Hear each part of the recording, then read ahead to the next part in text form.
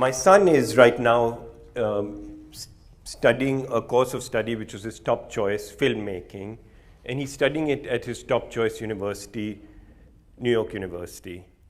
To some extent, he's achieved what he has because of his personal talent and discipline. But he also spent 12 years at United World College, and United World College is an incredible institution. United World College also hugely networked. It gave him the IB certificate, which is hugely respected, and the recommendations from his teachers helped a lot as well. I think in some small way, perhaps our family helped as well. We had an intellectually and socially engaged environment for our son. And his godfather was a university professor, gave him a recommendation. A filmmaker friend of ours encouraged him to go into filmmaking.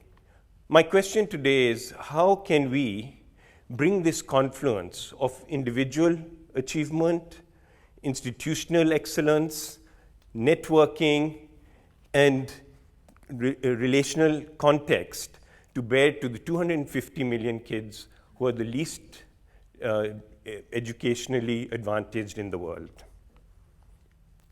In 2000, we set up the Millennium Development Goals, and the major plank for education was that we will get every kid into primary school and complete a primary curriculum. We are one way away from the goal, and it looks like we'll be short by about 50 million kids. But when you look a little deeper into the situation, there's a much larger number of kids who are going into primary school but not coming out of primary school. And there's an even larger number of kids who, having gotten into primary school, finish primary school, but still don't know how to read or write or count in any effective manner. Along the way, the goal has also changed. UNESCO has recently come up with a recommendation saying that we not only need to look at access to education, we also need to look at quality of education and make sure that people learn something. So there are 5 major transformations that will need to take place for us to actually deliver to these 250 million kids, and I'll go over each of them in turn. The first is UNESCO has recognized that we need to give a broader set of learning objectives for kids. So we need to redesign the curriculum so that it is in some respects narrower in terms of what you teach, but broader in terms of the types of educational experiences you provide to people. In my case, all these words in here, they're strangers to me. They're certainly not friends. I've really not been good at math. And yet, as a lawyer, I did about over 100 transactions that involved enormously complex cash structuring, tax analysis, accounting issues, and I managed to do it all. And I built 2 businesses which involved lots of projections and accounts and balance sheets and so on, and I managed to do it. And now I'm designing algorithms for adaptive assessment, and my basic math is arithmetic and a little bit of statistics. So it's not so much how many concepts we know, but how we can intelligently apply those concepts. A balanced learning diet involves a series of learning about pure concepts, but it also involves learning about how to apply those in a particular context.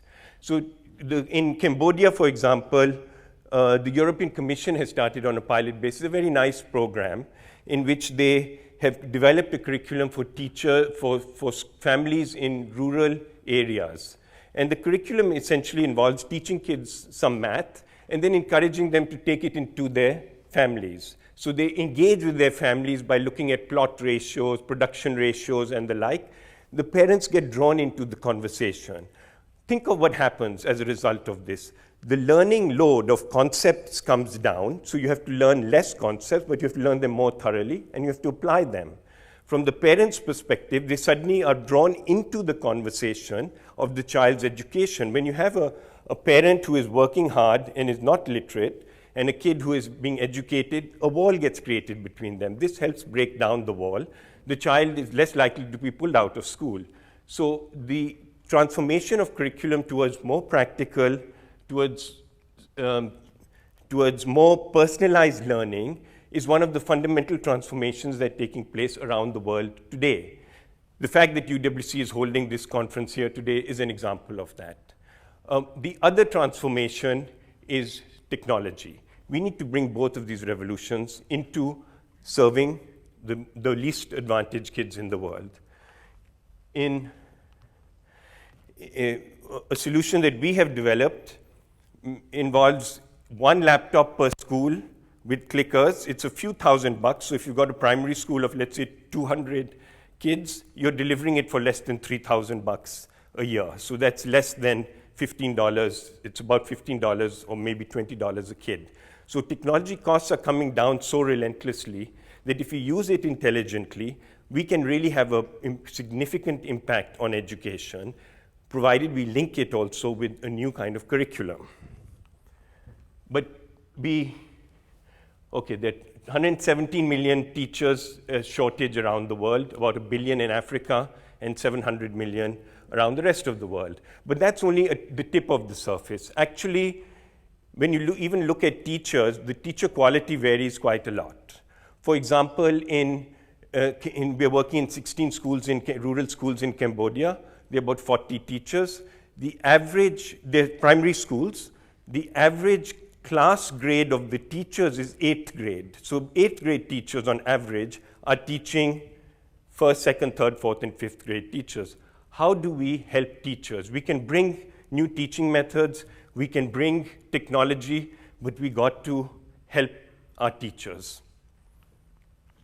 I think the first thing we can do relates somewhat to technology, which is to move from training to scaffolding. You can train teachers, but we all know when we get trained, we don't remember everything we learn. So it's very difficult to just do a little bit of training and apply it in context. In the old pre-digital world, a very effective form of scaffolding was the lesson plan and, more importantly, the exercise book. A teacher was given an exercise book and they went out to students and they made them engage in activities using that exercise book. We are just scratching the surface of exploring the exercise book equivalent in the digital world. I was working in a school in Mardan, just below Swat Valley, where Malala is from, and we were working with a very, very good biology teacher. We were looking at structure of seeds and helping him in his lessons. And then we suggested we divide the class into a group of two groups and have a little competition where they identify different parts of the seed structure. He was completely flummoxed. The only teaching method he knew was one teacher, lots of kids, maybe call up one kid at a time. So what we did was we created a little digital scaffold, as it were, for him, where we prompted the kids and the students digitally through a simple PowerPoint, to form into groups, to establish a leader. We thought through the group dynamics, and the teacher just sailed through the lesson. So he actually acquired a new method of teaching without actually having to be trained on it. And we acquired a digital meme that can be replicated around the world. So scaffolding is one factor. But I think more importantly than that, we need to network teachers with other teachers. And more importantly than that, we ourselves need to realize that we ourselves are all teachers. You know, Jesus Christ, before he was known as the Savior, was known as a teacher. And Confucius and Buddha are most revered as teachers. And the Quran says that do not approach God except through knowledge. And the Hindus have a very beautiful conception of life in which one of the parts of every person's life cycle is teaching. We have professionalized teaching. We think it's something that only a few people should do.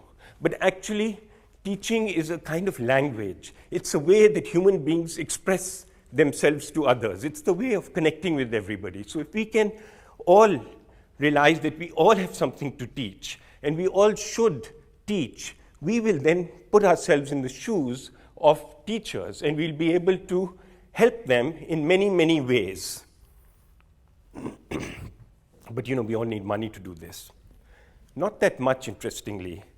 Today, these 250 million kids, and actually another 500 million on top of them, at the primary school level, get about $150 a year by government spending in low-income countries. That's the total expenditure on these kids. Let's triple that. Let's take that to 500. With 500, you can give them $100 of technology. You can give them some better schooling, uniforms, food, and better teaching. So there's quite a lot of room in a poor country for $500. Now, how much is $500? If you look at 250 million kids, it's quite a scary number, 75 billion. But let's put it in the context of world income. The world income is actually in a champagne glass. The top 20%, the richest income generators, and the next 20% together have about 94% of the world's income. So if you look at it in that context, if the top 20% were to give less than 0.01% of their income, they would be able to address that 75 million gap, $75 billion funding need. The second is that if the second group were to do it, then they still need under 1% of their income.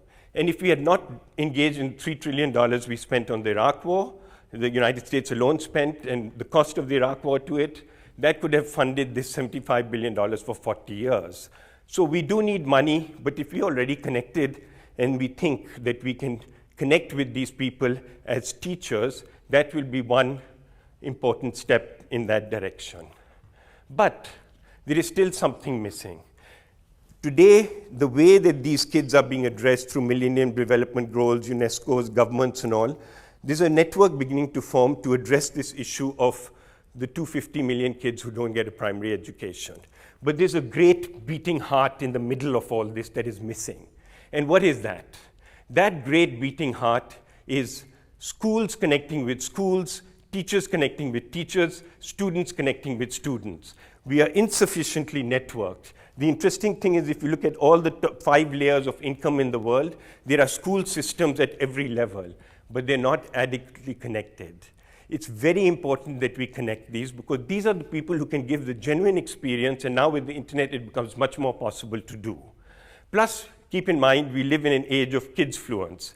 It's much easier to convince a parent to give money by convincing the child that he should ask the kid, then rather than ask the parent directly. So if schools are connected, kids are connected, parents themselves are looking to engage with the world as teachers, we can indeed bring about, this is not a challenge that is not surmountable.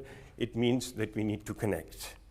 And ultimately, if we can bring along this connection, I believe that we can solve this challenge, maybe not by 2015, but probably by 2025.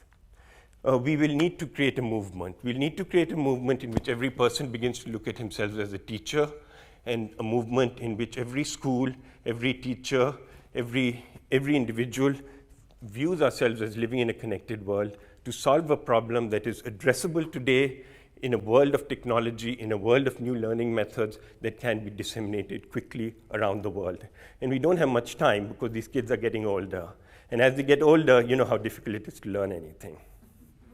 Thank you.